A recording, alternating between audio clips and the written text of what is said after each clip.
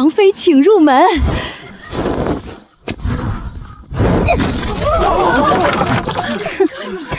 门小别怪我，怪你们王府福气挤。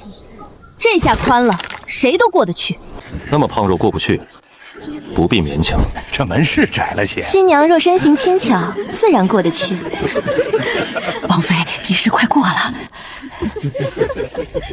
姐姐若是不便，不如从侧门入府。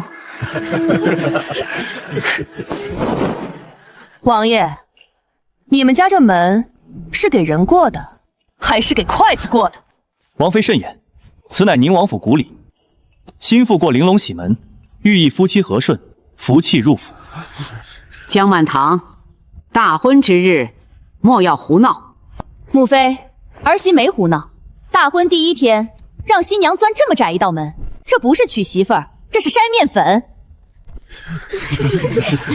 姐姐，王府规矩向来如此，今日宾客都在，姐姐还是莫要让王爷为难。妹妹说的对，所以别让王爷为难，让王爷先过。本王夫妻和顺，王爷也该顺一顺。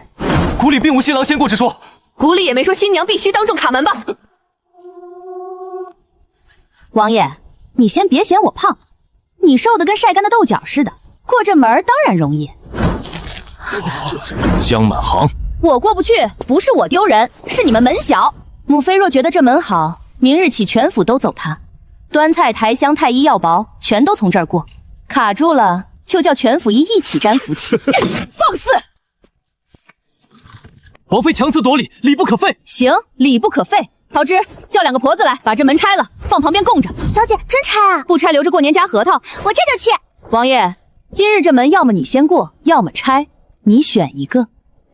你是在逼本王？不是，我是在救王爷。若我硬挤过去，大家笑我胖；可我若真卡住了，人家只会说宁王府娶媳妇儿，连门都舍不得做宽点儿。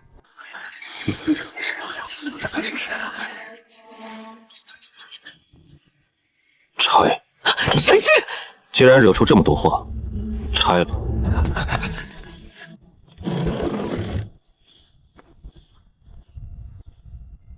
王爷以后少占风口，你太瘦容易吹跑。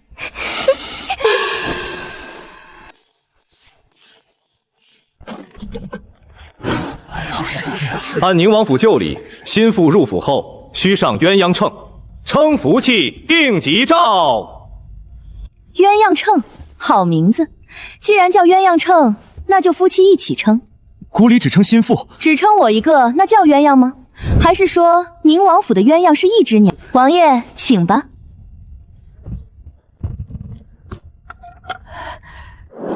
多少？王爷清贵，身量自然倾斜。王爷，你这不是清贵，你这是饭没吃够。记着，今晚给王爷多添一碗饭，肉也添点儿，别光摆盘不给吃。笑什么？我有分量，压得住场子，不像有些人话轻飘飘的，还没门脸有用。姐姐，我许是站久了，有些头晕。桃枝，拿垫子。妹妹，晕这儿。侧妃娘娘放心晕，我扶着呢。姐姐，你何必这样羞辱我？妹妹，今日被堵门的是我，被上秤的是我，被人笑的也是我。我没哭，你倒先晕了。这戏抢得有点急。真头晕就坐下喝水，不晕就站稳了说话。哼，你看这不就好了？好，既然王妃如此有主意，明日一早来寿安堂，本宫亲自教你做行食言。是母妃。不过母妃，明早能不能先吃饭再教？王爷也一起吃，他真的太瘦了。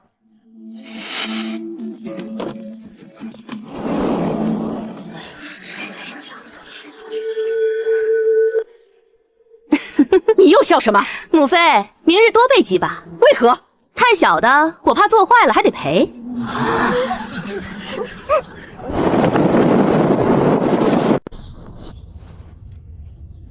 王妃，太妃娘娘请您去寿安宫学规矩。这么早？哼，王府女眷卯时起身，辰时请安，坐有坐相，行有行规。听着挺忙，忙了一早上，就为了教人怎么做。王妃慎言。走吧，别让椅子等急了。姐姐来了，昨日姐姐辛苦，今日可还好？我挺好。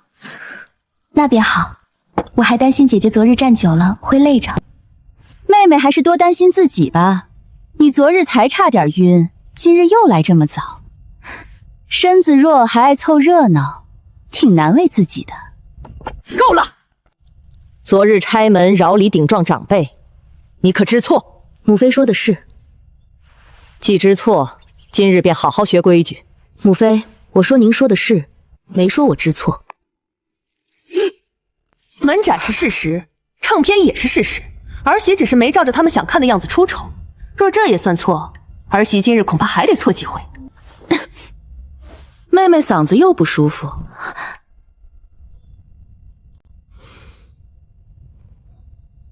周嬷嬷教坐姿。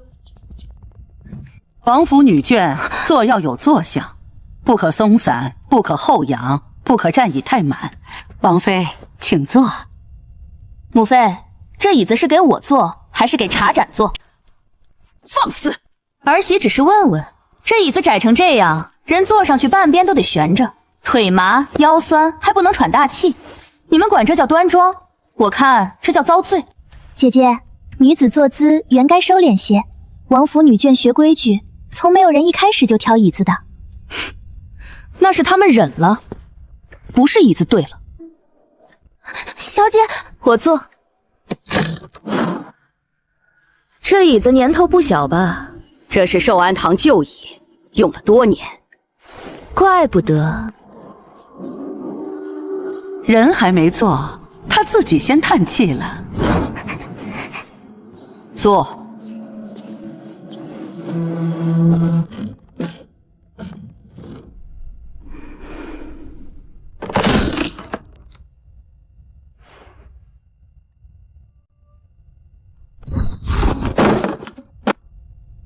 母妃，您看，不是我不端庄，是他不争气。这椅子用了多年，从未坏过。那他挺能忍，今日也算苦尽甘来，终于不用硬撑了。姐姐，嬷嬷不是这个意思，这椅子本就是教女眷收敛坐姿的。收敛可以，但不能把人收成一口气都不敢喘。妹妹若觉得舒服，不如你坐，坐半个时辰，腰不酸，腿不麻，茶还端得稳，我就学。姐姐，我身子弱。所以他连身子弱的人都做不了，身子圆的人也做不了。那他到底给谁做？照你这么说，王府百年规矩都错了？也不是全错，就是有些地方旧得像隔夜馒头，硬还噎人。大胆！那你说该怎么做？桃枝，把外头那把宽椅搬进来。母妃，您看，我坐大椅子也没躺着，椅子大不等于人没规矩，椅子小也不等于人就端庄。母妃若觉得儿媳这坐姿不对，您说儿媳改；但若只是因为椅子大，就说我不端庄，儿媳不服。姐姐何必句句争强？我不是争强，我是在争舒服。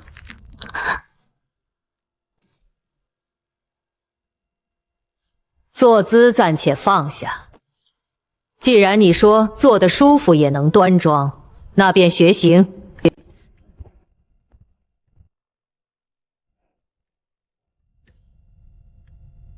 王妃走路不可步大，要轻，要慢，要无声。侧妃娘娘行姿便极好。嬷嬷过奖。妹妹走得挺好，就是走得太慢。母妃，平日这样走确实好看，可若端汤送药或者下雨赶路也这么挪，王妃怎能与端汤送药之人相比？端汤送药的人也是人。走路没意思，端茶走。胡闹！母妃不是要教我行吗？茶不洒，人不晃，这不比光看脚尖有用？好，你走。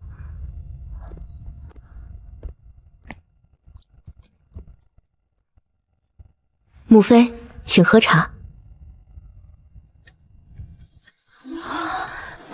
姐姐力气稳，自然占便宜。妹妹说的对，我稳，这不算坏事吧？女子轻一点也好，稳一点也好，不摔不洒，不耽误事儿就行。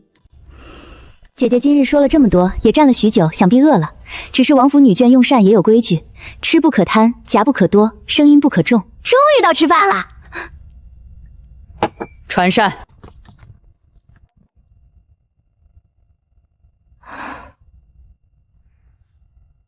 母妃，这饭菜是给人吃的，还是给画看的？难怪王爷瘦，这王府的饭喂鸟都得添2回。王爷来的正好，坐。今日这顿咱们先吃饱，再讲规矩。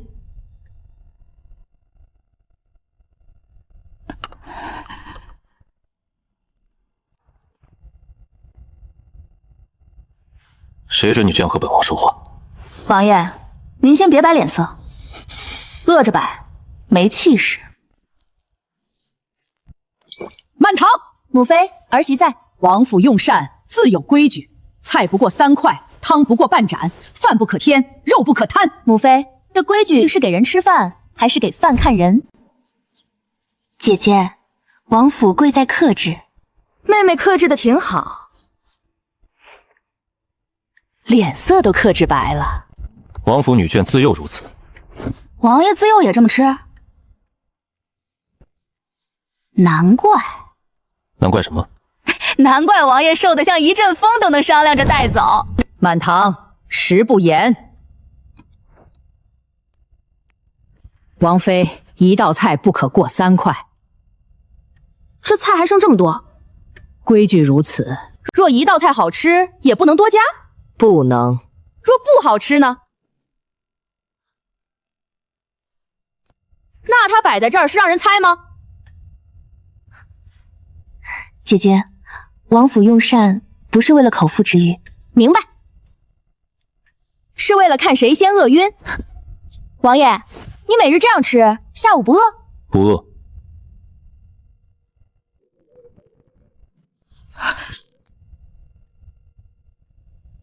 王爷，他比你诚实。玄之昨夜忙到深夜，今日许是误了早膳，那更该吃。去厨房加饭。王妃，王府家宴饭量早有定数，人饿了饭不能加，规矩不可乱。嬷嬷，你家米是金子做的，还是锅底有字写着不许添？你非要在饭桌上胡闹。母妃，儿媳不是胡闹，王爷是宁王，是王府的脸面，传出去人家只会说宁王府连王爷都养不胖。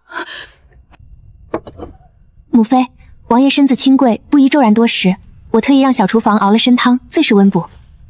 妹妹这汤挺好看，姐姐也觉得好，像给仙鹤漱口的。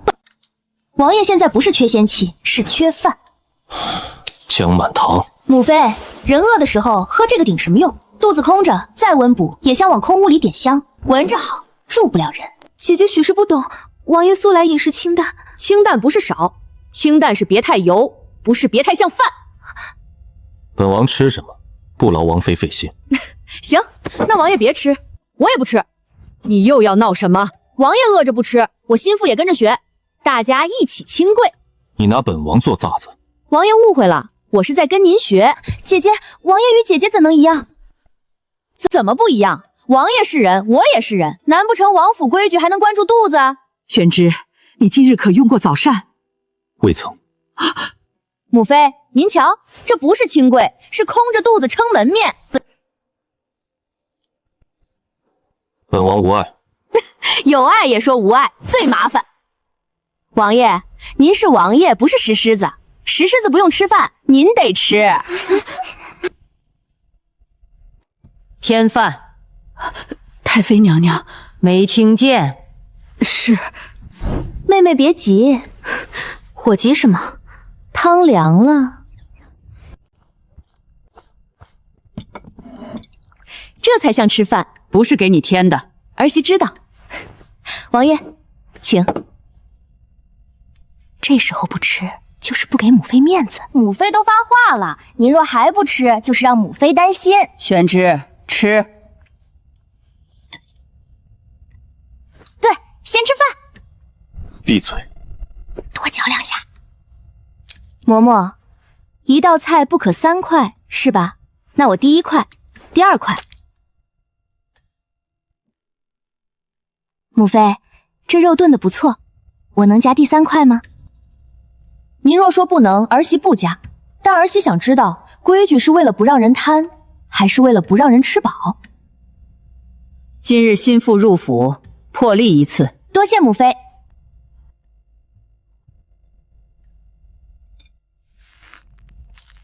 母妃，王爷今日多用了些，想来也是姐姐劝的好。妹妹别夸我，我也没做什么，就是看见人饿了，让他吃饭。这事儿不难，难的是有人看了这么多年，还觉得他清贵。姐姐误会了，我只是……母妃，儿媳不是想坏王府规矩，规矩可以有，但人不能被规矩饿着。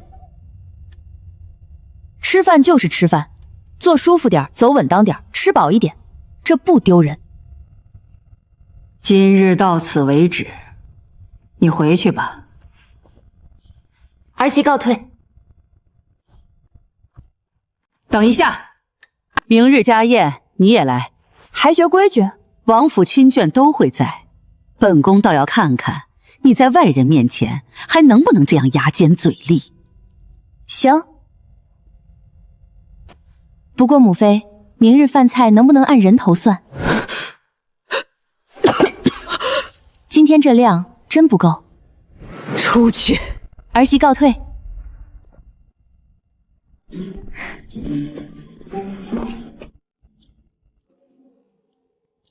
王爷，今日这饭……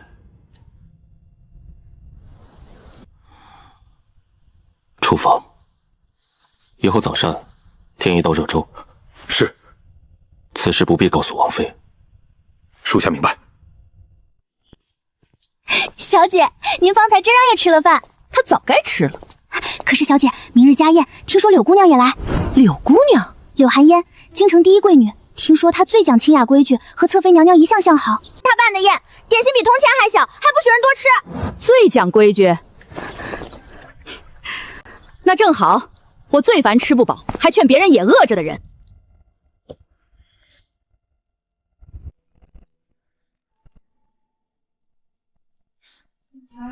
王妃到。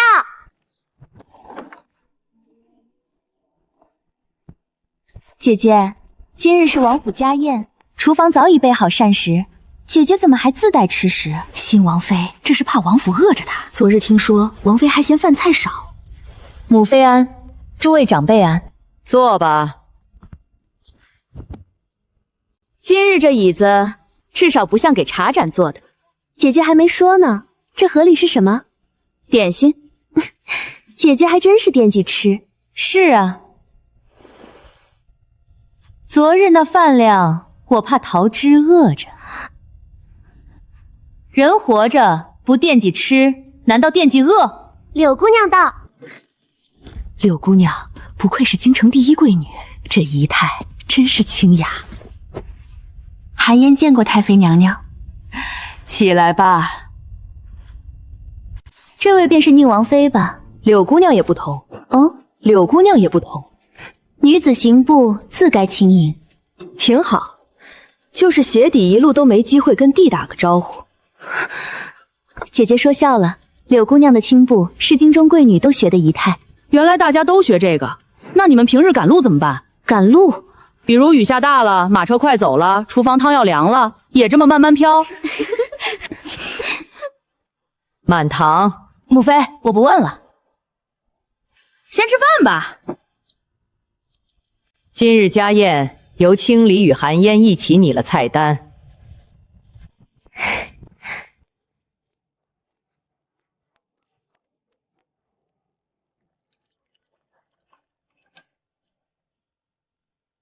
妹妹说的多，是碟子多。姐姐，家宴重在雅，不在量。女子用膳，贵在浅尝。若一味求饱，便失了清雅。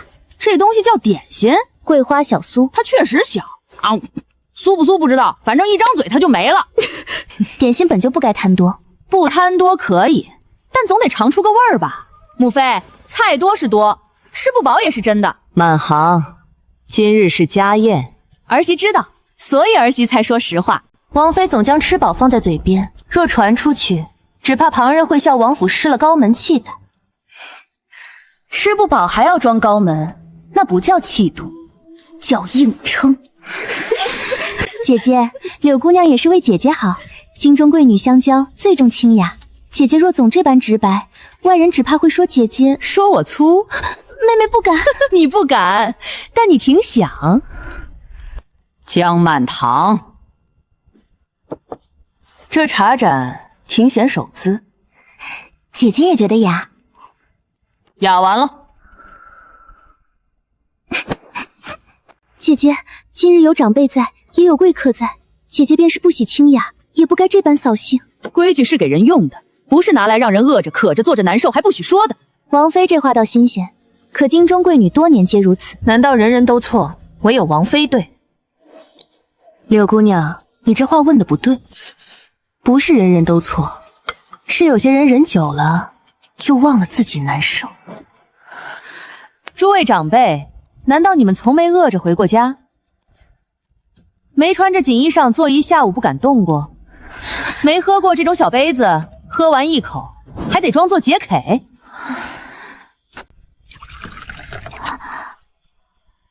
想喝就喝，又不是偷井水。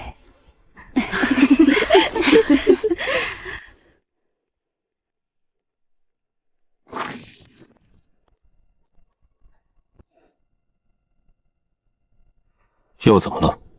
王爷来啦！上次他这么说，是让他吃饭。王爷，你试试。试试什么？喝茶。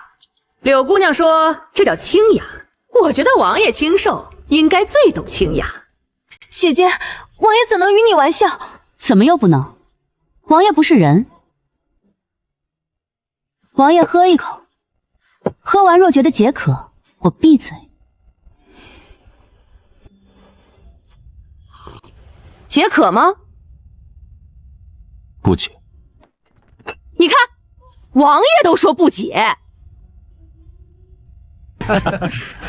王妃能言善辩，韩嫣佩服。只是清雅之道不只在吃喝，女子之美更在行姿。听闻王妃昨日在寿安堂端茶而行，很是稳当。今日大家都在，不如也让我们见识见识。怎么见识？后院有一座青布桥，桥身不高也不显，只考步态。王妃可愿一试？姐姐若不愿，也不必勉强。毕竟柳姑娘练了多年，姐姐刚入府，不会也是常理。行啊，不过光走桥没意思。王妃想如何？端汤走，走得轻是本事，端得稳也是本事。那就看看谁走得好看，谁走得有用。哼。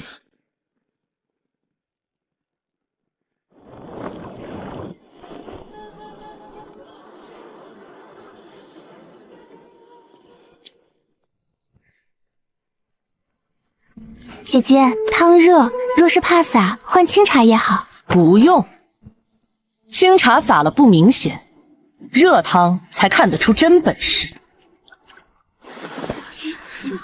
柳姑娘这身段，走这桥最合适。她从前在清雅宴上走过，比画里的仙子还清。宁王妃要端汤走，这不是给自己找难堪吗？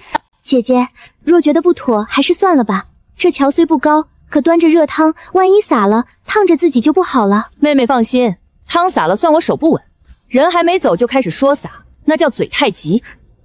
王妃快人快语，韩嫣佩服。不过青布桥讲的是身轻不稳，裙不乱，气不急。端汤过桥，恐怕失了原本雅意。柳姑娘，你们这个雅意平日里能干什么？王妃何意？端茶能用吗？送药吗？下雨赶路能用吗？女子仪态本就不是为了做这些杂事，那就是走给人看。我这个是走给人喝。够了，既然要比，就按规矩来。韩嫣先走。是。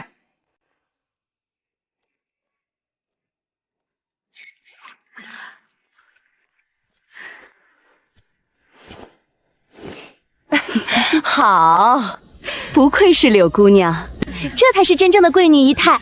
柳姑娘这轻步，京中怕是无人能及。王妃，该您了。小姐，要不我端汤吧？我比你端什么？王妃，这汤太满了，满才看得出来稳不稳。姐姐何必逞强？柳姑娘方才只是空手走，姐姐却要端满汤。若输了，倒像是我们故意为难你。妹妹想得真周到。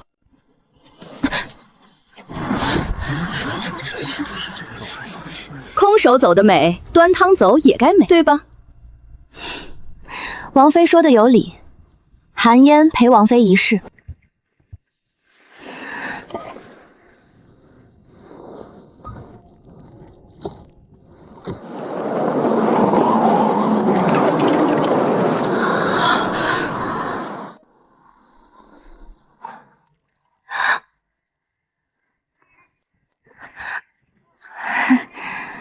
风大了些。哼，风确实挺会挑时候。小姐，小心！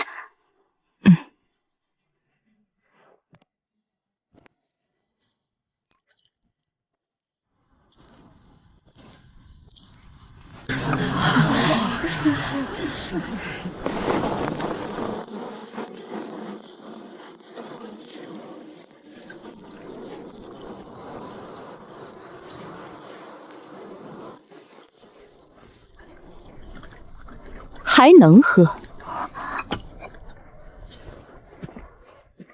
柳姑娘走得美，就是汤有点害怕。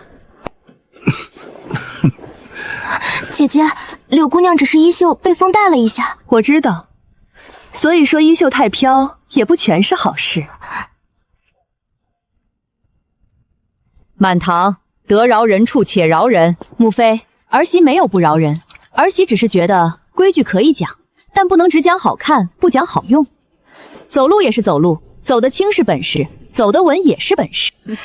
其实端汤不洒确实难。年轻时学轻步，只觉得好看，后来管家理事，才知道稳比轻难。姐姐自然有姐姐的道理，只是女子总不能事事都讲实用。若全照姐姐这般说，京中礼仪岂不是都要改了？该改的就改。椅子个人就换椅，饭吃不饱就添饭，走路光好看端不了汤，那就多练练。这有什么吓人的？王妃说的轻巧，京中礼法不是王妃一句话便能改的。我也没打算一句话改。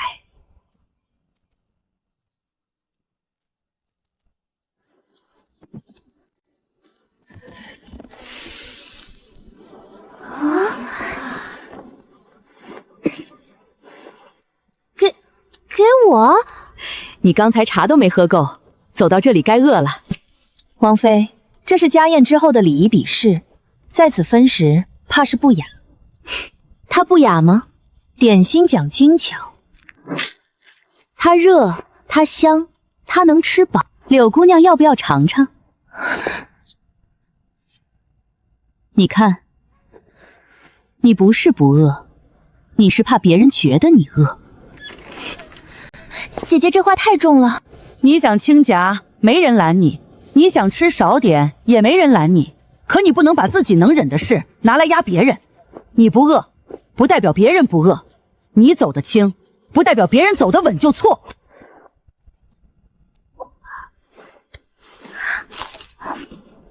好吃。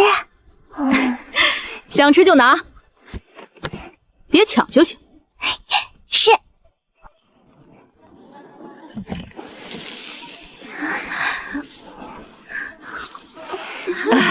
我尝尝味儿。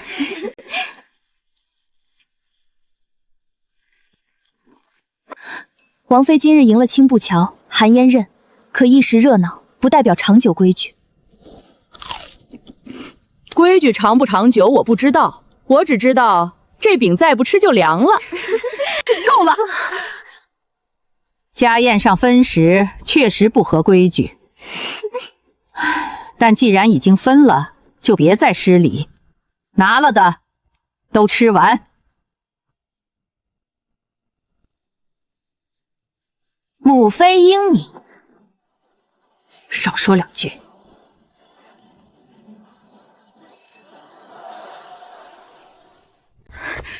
太妃娘娘，宫里来人了。宫里是皇后娘娘身边的素姑姑，奉皇后娘娘之命来送宁王殿下与王妃的新婚赏赐。刚进府便听说后院家宴热闹，问太妃娘娘可方便一见。快请。小姐，宫里来人了。小姐，不能浪费。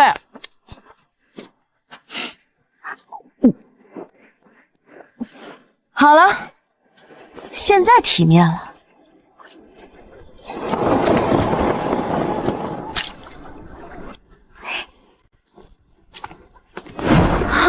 素姑姑到了。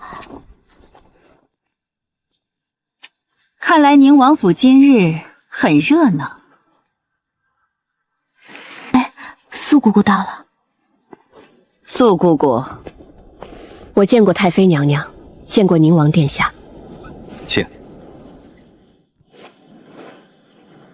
小姐，袖子。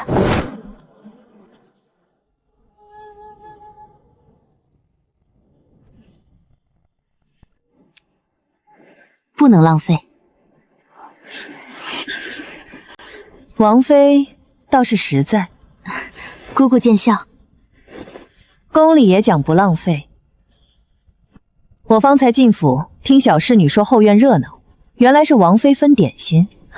姑姑误会了，姐姐只是性情直爽，一时兴起才分了些酥饼。若有失礼之处，还请姑姑莫要见怪。王妃初入王府，许多规矩还不熟，想来也是无心。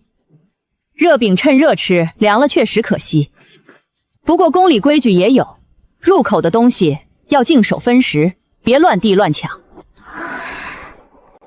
下回带干净帕子。是。还有下回。若下回还吃不饱，可能有。满堂。皇后娘娘听闻宁王殿下新婚，特赐玉如意一饼，宫缎6匹，珠钗2匣，宫典8盒，另命宁王妃3日后入宫谢恩。臣妇谢皇后娘娘赏赐。臣妇谢皇后娘娘。皇后娘娘还说，宁王妃新入王府，3日后入宫，不必拘谨，该有的礼数要有，该有的气度也要有。臣妇记下了。皇后娘娘宽厚，是姐姐的福气。皇后娘娘赏的宫缎极好，若裁成玲珑宫装，最显女子身段。柳姑娘向来懂衣饰，姐姐若有柳姑娘提点，3日后入宫，定能少些差错。韩嫣这话有理。满堂，你入宫谢恩，衣饰不可随意。什么叫玲珑宫装？收肩、束腰、窄袖，行走时裙摆不乱，坐下时腰背自直，最能显出女子清雅。是不是勒得人不敢喘气？姐姐，宫装讲的是仪态，不是舒服。入宫见贵人，本就该谨慎，忍一忍也是应当。又忍？姑姑，宫里见皇后娘娘，要一直忍着喘气吗？满行，不得胡说。儿媳是认真问，若宫里真有这条规矩，我提前练练。宫里没有这条规矩。妹妹听见了，不用忍着喘气。王妃误会了，玲珑宫装不是让人喘不过气，只是让人身形更端正。穿上之后能走能坐能行礼吗？自然。能端茶吗？能吃饭吗？王妃为何总提这些琐事？因为入宫不就是这些事，走路、行礼、坐下、喝茶、谢恩。若衣裳穿上之后走不稳、坐不下，茶也不敢端，那穿它做什么？挂墙上看。柳姑娘这身段，谁看了不羡慕？确实清雅，好看是好看，就是像把人捆住了。姐姐，话不能这么说，女子本就该有约束。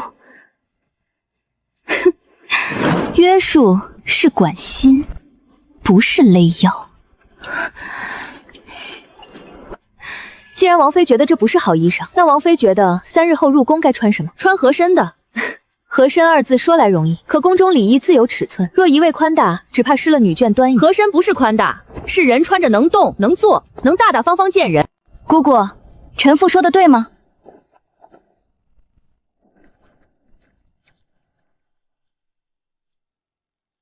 宫中礼仪最忌不合身，衣裳太松，行李闲散；衣裳太紧，动辄失态。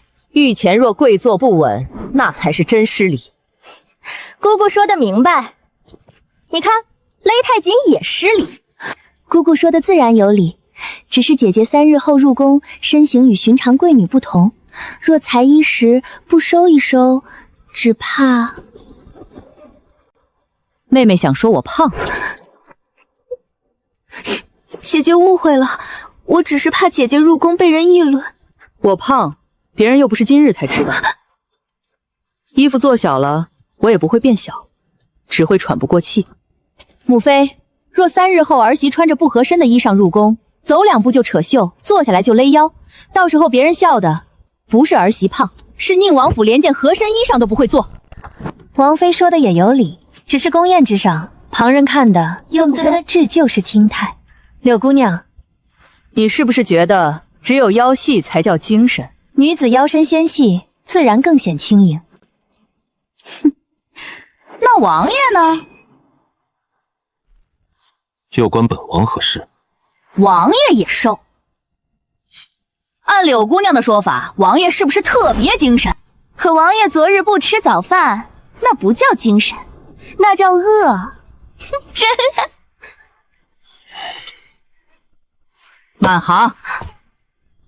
儿媳收回衣裳，衣裳不是越窄越好，人也不是越瘦越有体面，能站稳，能坐得住，能大大方方见人，这才叫体面。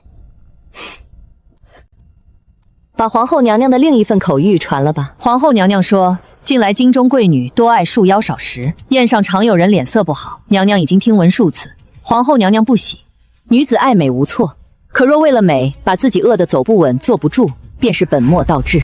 宁王妃3日后入宫谢恩，上衣局会派绣娘入府为王妃量裁衣，礼衣不按旧样死裁，按王妃身量来。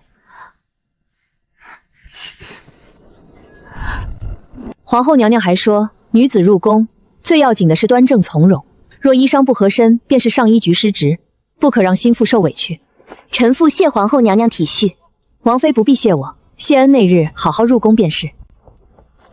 臣妇一定好好走路，好好行礼，好好吃饭。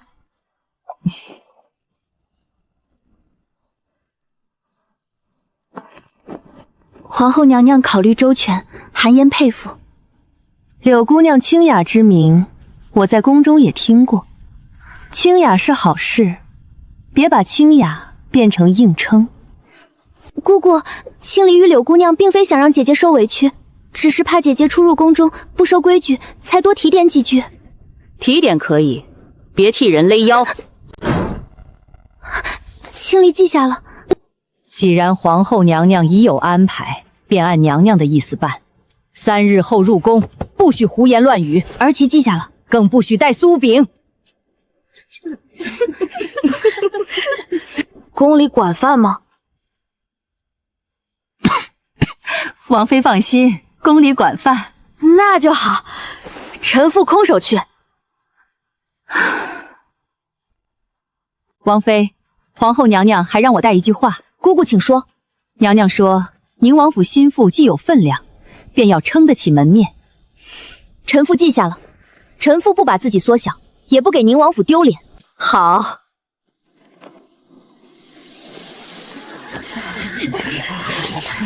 按身量裁衣，其实也挺好。我上回赴宴，腰带勒得一下午没敢喝水。我也是。柳姑娘，宫衣这一局输了，但王府还有账。王府账册这些年虽由账堂管着，可各院份例、厨房采买、裁衣支出，都是我陪母妃看过的。她想吃饱，想做合身衣裳，想改规矩，每一样都要走账。侧妃娘娘说的是，小姐，你想做什么样的衣裳？能喘气的，能吃饭的，还有呢？能见皇后娘娘，还能把背挺直的。你倒是要求不少。王爷也可以做一身，本王为何要做？做宽一点，省得你吃2碗饭就勒。本王只吃1碗。那是以前。3日后入宫之前，先把王府账册送到本宫这里。姐姐初掌王府，自然该先学看账。王府账册多年繁杂，各院份例、厨房采买、裁衣支出，都不是几句直话便能理清的。若看不明白，也别硬撑。账啊，行。饭是谁吃少的，衣是谁做窄的，银子又是谁花没的，正好一起看看。我这人别的不行，就不爱糊涂账。姐姐，王府账册多年积攒，最是繁杂。厨房采买、各院份例、衣料采改、客宴支出，样样都要细看。姐姐若觉得吃力，不如先让账房慢慢讲。这是账本，自然。我还以为你们把枪砖搬来了。满寒，看账不是儿戏。儿媳知道，所以先别拿这么多吓人。王妃，王府账目繁多，少一本都对不上。钱管事，这些账你都看得懂？属下掌账多年，自然看得懂。那好，你看得懂，就不用我从头翻了。拿厨房账。王妃，账册该从总账看起。不用，我这人饿得快，先看吃的。胡闹！母妃，前几日咱们说的是饭菜少，今日看账自然先看饭菜钱去了哪儿。饭都没弄明白，就去看大账，那叫空想。姐姐想先看厨房，也不是不行，只是厨房支出与各院份例牵连，怕姐姐看了更乱。妹妹放心，我不怕乱，我怕有人把乱当被子盖着不让人掀。拿厨房账。王妃，这是近3个月厨房采买。前日买鸡12只，是。鱼6条，肉20斤，鲜笋2筐，鸡蛋50枚。王府人口多，支出自然不少。支出是不少，可昨日寿安堂桌上那几碟菜，鸡相路过，鱼相看了一眼就走，肉片薄的风一吹都能飘。这些东西买进来，最后都去哪儿了？王妃，厨房每日分送各院，自有规矩。那就拿分送单。王府这么大，总不能买了鸡之后，鸡自己长腿跑各院吧？谁分的？分给谁？分多少？写了吗？姐姐，厨房这些细账向来都是下人管，王府主子只看大数。大数就是银子花了，细账就是饭没了。我现在想知道，银子花了，饭为什么没到桌上？分送单。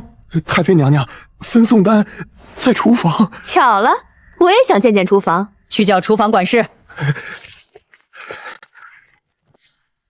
这是什么？侧妃院药膳补养，燕窝2两，参片3钱，桂圆红枣若干。姐姐，我身子弱，府医说就需调养。调养可以。清离院夜间安神汤，清离院晨起田羹，清离院午后点心。妹妹，你这身子弱的挺忙，这些补养都是府医开过方子，母妃点过头的。我没说你不该补，我说账奇怪。母妃您看，大字写的是寿安堂补养，旁边小字却标了一个梨。这儿也是，王爷清补汤料，旁边也有小字，还是梨。母妃，这种小字暗记，清离从未见过。账册由账房执写，清离只是协理内务，不会亲手记账。太妃娘娘恕罪，许是底下人执写时乱作记号。乱作记号？这小字每回都标在补养后头，还每回都往清离院去。你们账房这手乱得挺有方向。姐姐，账房记号未必就是送往清离院，也许是梨汤、梨膏或者别的旧账暗系。妹妹说的有理，那这本上清离院领药膳的日子，怎么和这些梨字对得上？同一天，同一份，一边写寿安堂补养，一边清离院领走。这梨是长了腿的梨，从寿安堂树上自己跑你碗里了。继续看。王妃新婚一一改裁，收腰改窄，另加细带，工钱3倍。这是什么时候的账？大婚前。姐姐新婚礼仪自有绣娘料理，清离只是按母妃吩咐，偶尔问过1、2句。问得挺准。侧妃院协理裁衣，另付绣娘赏银，这上头写得很清楚。礼仪原本按我身量裁了，后来又收腰改窄加细带。母妃，这不是衣服，这是布做的夹子。清离。母妃，青离确实说过心腹礼仪要端庄，可青离从未吩咐秀娘故意作窄。妹妹这话说得巧，你没说作窄，你说端庄，下人听懂了。我见过太妃娘娘、王爷、王妃。冯管事，别急着跪稳，我问一句，你答一句。是。前日买鸡12只，昨日寿安堂宴上用了几只？3只，剩下9只呢？各院分了。分送单呢？我来得及，没带。不急，让人去厨房取。去。昨日寿安堂桌上的莲藕鸡汤，鸡肉呢？汤里熬了鸡。我问鸡肉，熬久了，肉散了。你们王府的鸡挺懂事，下锅还能自己散煤。王爷昨日加的饭菜是从厨房新做的，还是原本就有？是原本有的。原本有，为何不上？王府10里，主子饭量有定数。分量有定数，厨房有炖肉，王爷饿着，肉在后头等着。母妃，这规矩挺会藏肉。放肆！母妃息怒，厨房向来依旧例办事，许是怕坏了10里。妹妹，10里不能每次都刚好护住厨房。王爷院里早膳，每日清粥素点2碟小菜。王爷，你早上就吃这个？从前如此。从前你能长这么高，挺不容易。清离院早膳：燕窝粥、枣泥糕、蒸蛋、鸡汤面。妹妹，你这身子弱得真香。王爷清贵，自来不重口腹。我院中这些，师府医说过要调养。你可以吃，王爷也得吃，母妃也得吃，下人也得吃。王府不是只有你一个人长嘴。这儿还有客宴之出。昨日家宴，清雅宴菜是26道，可我们昨日吃的是26个碟子，不是26道菜。清雅宴本就讲精巧，精巧可以，不能精巧到菜没了。桂花小酥用了上等桂花蜜1罐，昨日那点心小的像铜钱，这1罐桂花蜜是填到哪儿去了？查库房，账上写了采买，库房若无剩余，厨房若无用量，那便是有人吞了。王爷，这其中或许有误会。误会？也许只是旧例不清，账目繁乱。那就查清楚。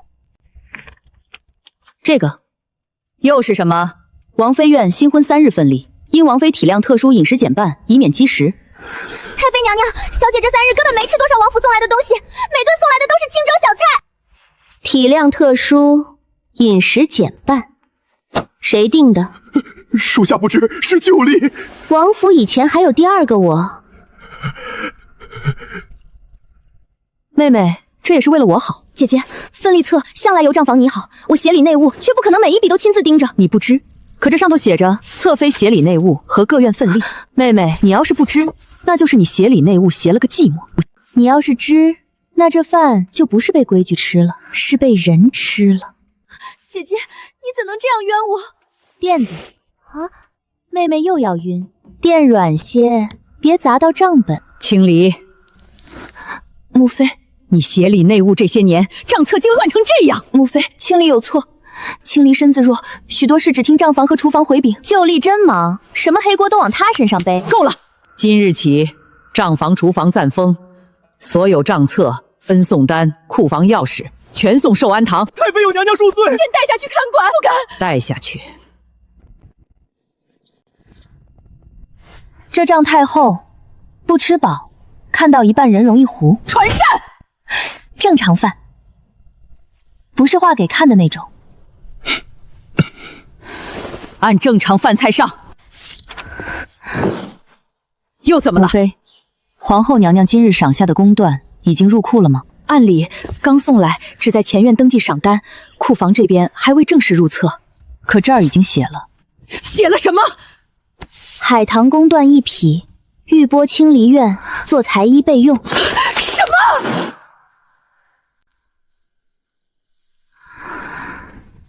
妹妹，这布还没进库，倒先学会往你院里跑了。看来这账不只是糊，还挺会抢。姐姐，这一定是误会。我也觉得是误会。步不会自己跑，那肯定是有人抱着他跑。周嬷嬷，我在，去前院把登记赏赐的人、颁赏赐人、库房看门的人全叫来，一个都不许漏。是。等等，还有写这行字的人，字没干，人应该也没跑远。照王妃说的办。是。母妃，青离真的不知，皇后娘娘赏下的东西，莫说一匹公交，就是一根线，青离也不敢伸手。可账先写了，什么意思？说明有人早知道赏赐里有海棠宫断，也早打算好了要把这匹布拨到青离院。这不是手快，这是心急。这行字谁写的？本宫再问一遍，谁写的？回太妃娘娘，是小的写的。谁让你写的？小的只是照旧例预计。旧例又来了，母妃，旧例今日挺忙，厨房靠他，账房靠他，布也靠他。我看他比王爷还操心。说清楚，什么旧例？府中贵重料子入库前，若各院有急用，可先预拨。谁急用？海棠宫断是皇后娘娘赏给宁王府心腹的，我这个心腹还坐在这儿，我都没急，谁替我急了？姐姐，或许只是下人误以为宫断要先裁入宫里衣，那更怪了。入宫的是我，裁衣怎么裁到你院里？说吧，谁让你写清离院？你看我做什么？我何时吩咐过你？侧妃娘娘没有。那是谁？是清离院的碧罗姑娘。娘娘救我！碧罗，你做了什么？我没有拿东西，我只是听彩露姐姐说那匹海棠宫断颜色极衬娘娘，娘娘今日身子弱，若裁一件新衣，心情也能好些。彩露，继续。我只是前院听说皇后娘娘赏的宫断里有一匹海棠色，便跟小张姨说，若无人急用，可先给清离院留着。我，皇后娘娘上衣局给我量体裁衣，你们是觉得我不急，还是觉得我不算人？母妃，是清离管束不严，底下侍女自作主张，清离愿受责罚。只是管束不严，清离真的不知。彩露呢？碧罗说是彩露姐姐说的，那就把彩露也叫来。去。柳姑娘，王妃有何吩咐？昨日柳姑娘说，海棠宫断若裁成玲珑宫装，最显身段。我只是随口一说，随口一说不碍事。我就是想问问柳姑娘，可曾知道这匹海棠宫断会被玉波清离院？不知，真不知。王妃这是怀疑我？我怀疑账，账上写谁，我问谁。彩露，碧罗说是你提起海棠宫断，可有此事？回娘娘，我只是听前院侍女说起，随手感叹一句，说那宫断颜色好，若裁成衣，必然好看。至于碧罗为何去账房预计，我不知。彩露姐姐，不是你说侧妃娘今日心情不好，若有件新衣，许能看新血。我只是闲话一句，你竟敢拿去账房乱说！你还说王妃刚入府，衣裳自然多，侧妃娘娘跟了王爷多年，也该有几匹好料。住口！母妃，青露失态了。妹妹刚才那声挺有精神，看来早膳吃得不错。说正事。好，你说你只是闲话。是。那前院侍女是谁？你听谁说宫断有海棠色？我不记得了。赏单是谁最先看的？回王妃，是属下和前院刘管事。中途谁来问过？说，清离院的彩露姑娘来过。彩露姑娘说，侧妃娘娘替太妃娘娘问问赏赐中可有适合入宫裁衣的料子，属下不敢隐瞒，便说了有海棠宫断。太妃娘娘，我只是问问，没有拿。你问，碧罗记，小张一写，分工还挺明白。母妃，青离真的不知彩露会如此。他说替本宫问。青离，你院里的侍女何时能替本宫问赏赐了？母妃，是青离管束无方，青离愿受罚。娘娘，您救救我！闭嘴！别吵，抢不明白，吵架倒挺响。来人，彩露、碧罗带下去严加看管，待本宫发落。母妃，等等，你要替他们求情？不求，皇后娘娘赏赐，敢先动心思该罚，但先别急着处置。为何？账还没查完，他们今日敢抢宫袍，未必是第一次。若人没了，嘴也没了。先关起来，问清楚这些年还有哪些东西没进库就先跑了。依你，彩露碧罗分开看管，任何人不得私见。皇后赏赐，立刻登记入库。海棠宫断单独封存，等上衣局绣娘来为王妃裁衣。是。母妃，能不能先让我看一眼？看什么？看布。他这么会跑，我得认认脸。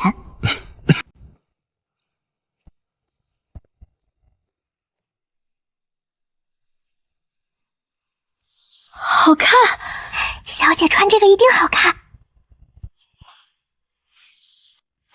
这颜色适合你。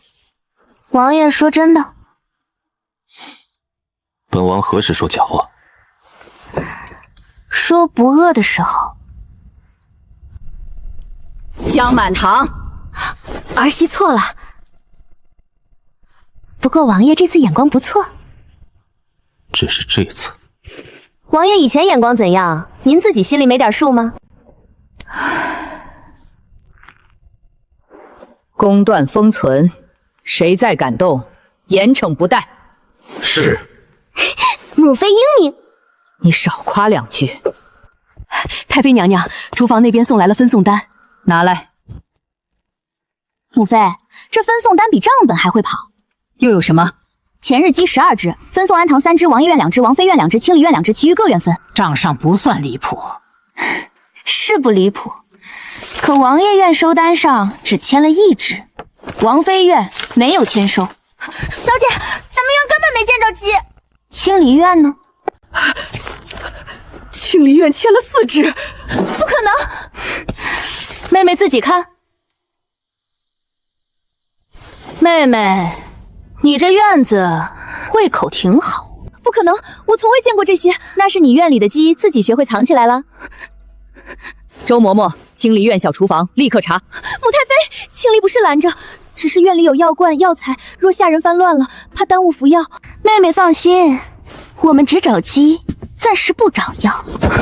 青叶，你也去。是。王爷，您也依我。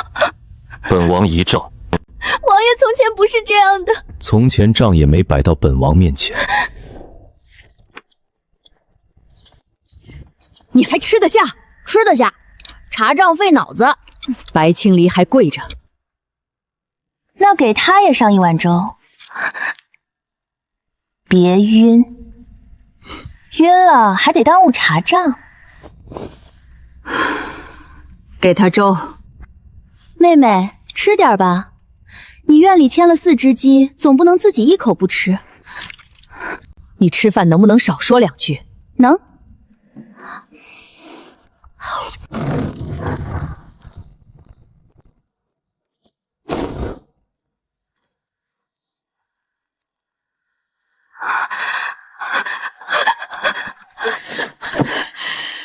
这是什么？回太妃娘娘，这些东西是在清理院小厨房暗格里找到的，暗格藏在药柜面，寻常翻找未必能发现。属下去时，清理院2个婆子正想搬药柜，说是药材受潮，要搬去院中晒。属下觉得不对，便让人当场打开。桂花蜜与青露茶皆与昨日清雅宴采买相符，风干鸡和鸡蛋也与分送单数量对得上。至于这海棠碎布，是在彩露坊内箱底找。